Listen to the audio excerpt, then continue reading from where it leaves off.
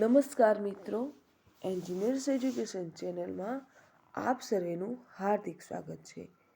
તો મિત્રો, આજે આપણે ધોરણ 5નો વિષય આસપાસનું પ્રકરણ 12 જો આ ખૂટી જાય તો ના સ્વાધ્યાય પોથીના પ્રશ્નોના જવાબ જોઈશું.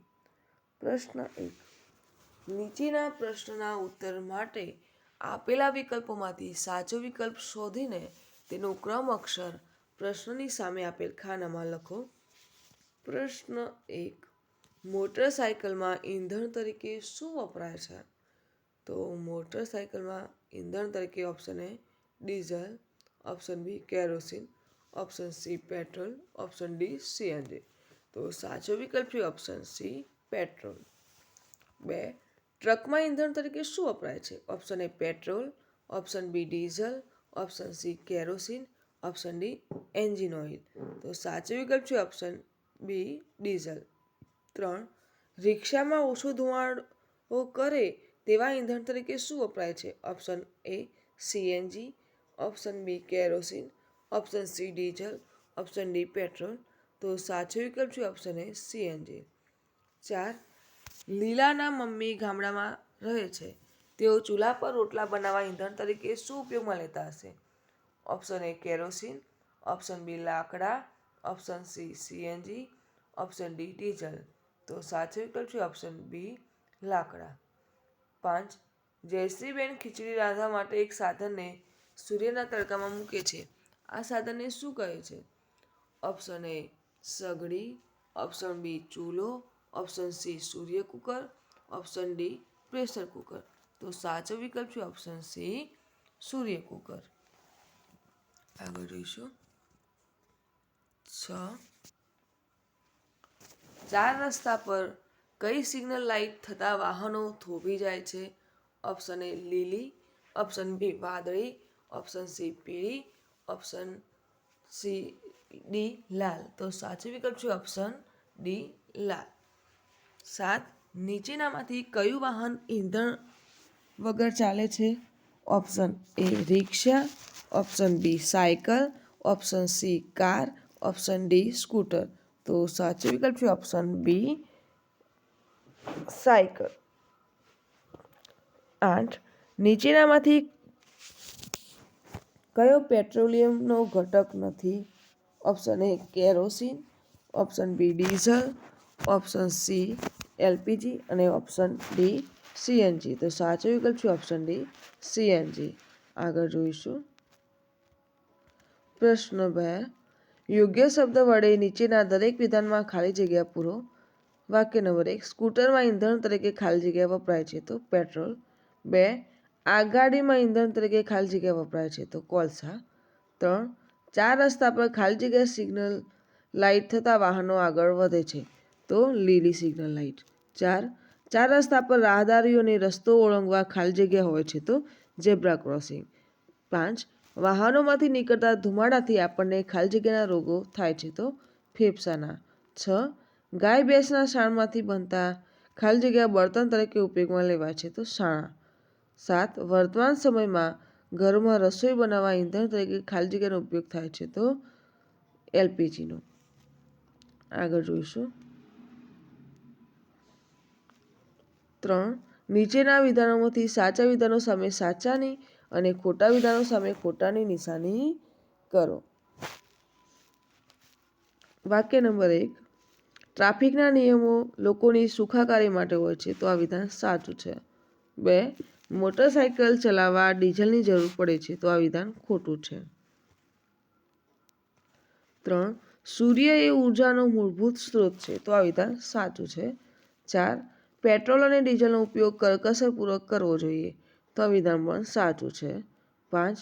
રેલવે ફાટક બંધ હોય ત્યારે આપણે વાહનોનું એન્જિન ચાલુ રાખવું જોઈએ તો આ વિધાન ખોટું છે. 6. સૌર ઉર્જાથી ચાલતા વાહનોથી ઈંધણની બચત થાય છે તો આ વિધાન સાચું છે.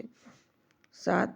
લાકડા અને છાણાનો બળતણ તરીકે ઉપયોગ કરવાથી પ્રદૂષણ ફેલાતું નથી તો આ વિધાન ખોટું છે. 8. પેટ્રોલ અને ડીઝલ જમીનમાંથી મેળવવામાં આવે છે તો આ વિધાન સાચું છે. આગળ જોઈશું. પ્રશ્ન 4. બંધ બેસતા જોડકા રચો. ઉત્તરના ખાનામાં વિભાગ બનો ક્રમાંક લખો. 1 પેટ્રોલ, તો એમાં આવશે નંબર 4 મોટરસાયકલ. 2 ડીઝલ, તો એમાં આવશે નંબર 1 ટ્રક અને બસ. 3 સીએનજી, તો આમાં આવશે નંબર 5 રિક્ષા. અને 4 કોલસો, તો આમાં આવશે નંબર 2 આગગાડી. આગળ જોઈશું. પ્રશ્ન 5.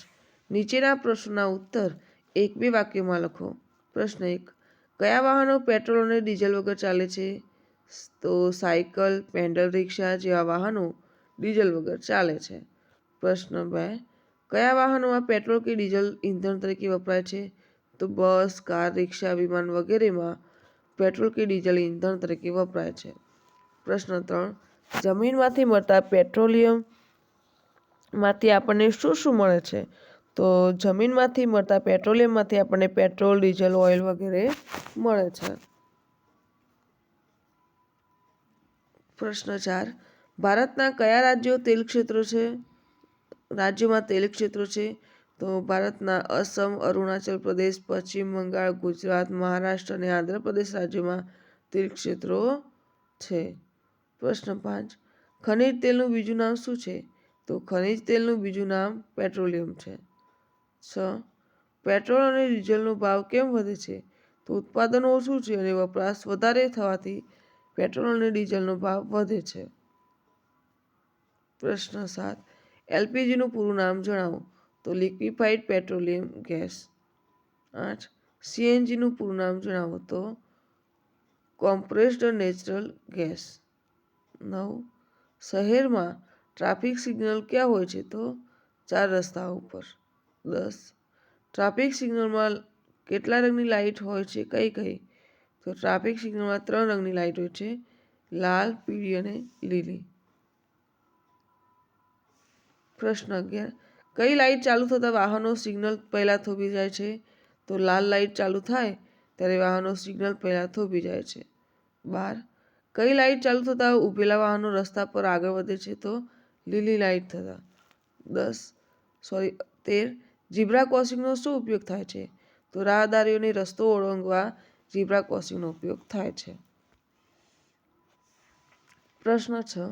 નીચેના પ્રશ્નોના ઉત્તર લખો. પ્રશ્ન 1. વાહનોમાંથી આવતા ધુમાડાઓથી કેવી મુશ્કેલીઓ થાય છે? તો આ ધુમાડો આપણને ખાંસી, ઉધરસ, માથાનો દુખાવો, આંખોમાં બળતરા, અસ્થમા, ફેફસા સંબંધી રોગોનો ભોગ આપણે બનીએ છીએ. આગળ જોઈશું. પ્રશ્ન 6. વાહનોના હોર્નના ઘોંઘાટથી આપણને કેવી મુશ્કેલીઓ અનુભવાય છે?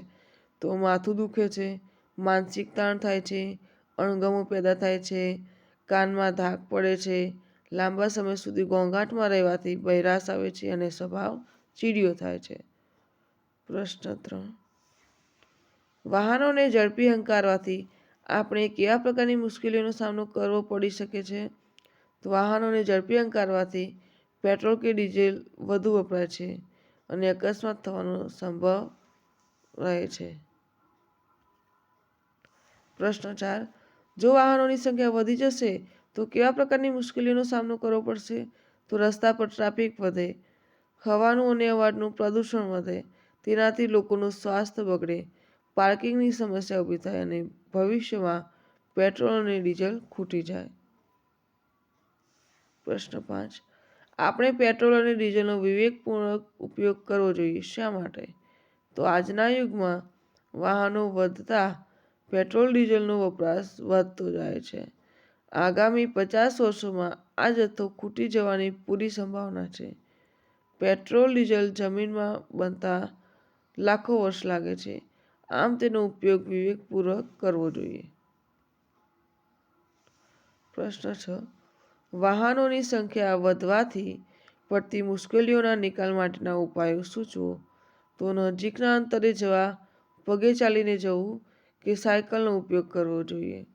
સાથે નોકરી કરનારા લોકોને વાહનમાં ભાગીદારી કરવી જોઈએ. નોકરી ધંધા પર જવા જાહેર વાહનોનો ઉપયોગ કરવો જોઈએ. પ્રશ્ન 7. ઈંધણ બચાવવાના થોડા ઉપાયો સૂચવો. તો સરકારી બસોમાં વધુ ઉપયોગ થવો જોઈએ. વ્યક્તિગત વાહનોના ઓછામાં ઓછા ઉપયોગ કરવો જોઈએ. રેલવે ફાટક બંધ હોય ત્યારે વાહનોનું એન્જિન બંધ રાખવું જોઈએ. સૌર ઉર્જાનો વધુમાં વધુ ઉપયોગ કરવો જોઈએ. પ્રશ્ન 8. પેટ્રોલિયમને કાળું સોનું શા માટે કહેવામાં આવે છે? તો પેટ્રોલિયમ કાળા રંગનું ઘટ્ટ તૈલી પ્રવાહી છે. તે સોનાની જેમ જમીનમાંથી મળે છે. પેટ્રોલિયમમાંથી અસંખ્ય ઉપયોગી વસ્તુઓ બને છે. આમ પેટ્રોલિયમ સોના જેવી કિંમતી ખનિજ હોવાથી તેને કાળું સોનું કહે છે. પ્રશ્ન 9. પેટ્રોલિયમનું રિફાઇનરીમાં શું કરવામાં આવે છે તે સમજાવો. તો કૂવામાંથી મળેલ પેટ્રોલિયમ અશુદ્ધ હોય છે. તેને શુદ્ધ કરવા માટે પાઇપ કે ટેન્ક દ્વારા રિફાઇનરીમાં પહોંચાડવામાં આવે છે. ત્યાં નિસ્પંદન ટાવરમાં પેટ્રોલિયમનું વિભાગીય નિસ્પંદન કરી તેના ઘટકો પેટ્રોલ, ડીઝલ, કેરોસીન વાયુ અલગ અલગ કરવામાં આવે છે. પ્રશ્ન 7. માગ્યા મુજબ ઉત્તર લખો. પ્રશ્ન 1. જો તમારા ગામ કે નગરમાં 1 અઠવાડિયા સુધી પેટ્રોલ કે ડીઝલ ના મળે તો શું થાય? તો 1 અઠવાડિયા સુધી પેટ્રોલ કે ડીઝલ ના મળે તો ઘણી બધી મુશ્કેલીઓ ઊભી થાય. સ્કૂટર, મોટરસાયકલ, કાર વગેરે વાહનો ચાલવાનું બંધ થઈ જાય. વેપાર ધંધા બંધ થઈ જાય.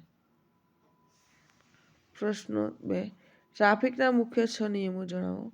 તો વાહન હંમેશા રોડની ડાબી તરફ ચલાવવું જોઈએ. ઝડપ મર્યાદિત રાખવી જોઈએ. રસ્તા પરના ટ્રાફિક સિગ્નલને અનુસરીને ચાલવું જોઈએ.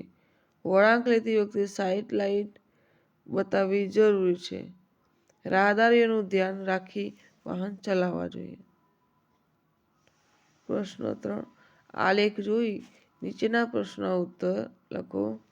તો 20 વર્ષોમાં બળતણનો થયેલો ઉપયોગ 1976માં કેટલો થતો અને 1996માં કેટલો થતો? અને છાણા અને લાકડાનો ઉપયોગ 1976માં 84% હતો, જ્યારે 96માં 75% હતો. એવી રીતે એલપીજી અને કેરોસીનનો ઉપયોગ 10% હતો 1976માં અને 96માં 18%. કોલસાનો ઉપયોગ 5% હતો, જ્યારે અત્યારે 2% છે. 96માં 2% છે. 76માં વિદ્યુતનો ઉપયોગ 1% હતો અને 96માં વિદ્યુતનો ઉપયોગ 5% છે. બરાબર. તો આને આધારે પ્રશ્નોના જવાબ મેળવીશું. તો પ્રથમ પ્રશ્ન છે કે વર્ષ 1996માં 100માંથી કેટલા ઘરમાં છાણા અને લાકડાનો ઉપયોગ કરવામાં આવતો? તો 75 ઘરોમાં છાણાનો અને લાકડાનો ઉપયોગ કરવામાં આવતો હતો. પ્રશ્ન 2. 1976માં કયા બળતણનો સૌથી ઓછો ઉપયોગ થતો હતો? તો વર્ષ 1976માં વિદ્યુત સ્વરૂપે બળતણનો સૌથી ઓછો ઉપયોગ થતો હતો. પ્રશ્ન 3. વર્ષ 1976માં એલપીજી અને કેરોસીન ખાલી જગ્યા ઘરોમાં ઉપયોગમાં લેવાયા હતા. 1996માં તે વધીને ખાલી જગ્યા થયા હતા. તેનો મતલબ કે 20 વર્ષમાં તેનો ઉપયોગ ખાલી જગ્યા ટકા વધ્યો હતો. તો 1976માં 10 ઘરોમાં અને 1996માં 18 ઘરોમાં. એનો મતલબ 20 વર્ષમાં તેનો ઉપયોગ 80% વધ્યો. પ્રશ્ન 4. વર્ષ 1996માં 100માંથી કેટલા ઘરોમાં વિદ્યુતનો ઉપયોગ થયો હતો? તો વર્ષ 1996માં 100માંથી 5 ઘરોમાં વિદ્યુતનો ઉપયોગ થયો હતો. પ્રશ્ન 8. નીચેના ઇંધણોનું ઘન, પ્રવાહી અને વાયુ ઇંધણમાં વર્ગીકરણ કરો. પેટ્રોલ તો એલપીજી, લાકડા, છાણા, સીએનજી, ડીઝલ, કોલસો અને કેરોસીન. તો અલગ અલગ વિભાગમાં વર્ગીકરણ કરીએ તો ઘન ઇંધણ તો લાકડા, છાણા અને કોલસો ઘન ઇંધણ. પ્રવાહી ઇંધણ તો પેટ્રોલ, ડીઝલ અને કેરોસીન. અને વાયુ ઇંધણ તો એલપીજી અને સીએનજી. તો મિત્રો, જો આપને મારો આ વિડીયો ગમ્યો હોય તો વિડીયોને લાઈક કરો, શેર કરો અને મારી ચેનલ એન્જિનિયર્સ એજ્યુકેશનમાં જો આપ નવા હો અને હજુ સુધી મારી ચેનલને સબસ્ક્રાઈબ ના કરી હો તો મારી ચેનલને સબસ્ક્રાઈબ કરી જોતા રહો એન્જિનિયર્સ એજ્યુકેશન ચેનલના આવા નવા વિડીયો. મારો વિડીયો સંપૂર્ણ જોવા બદલ આપ સર્વેનો આભાર.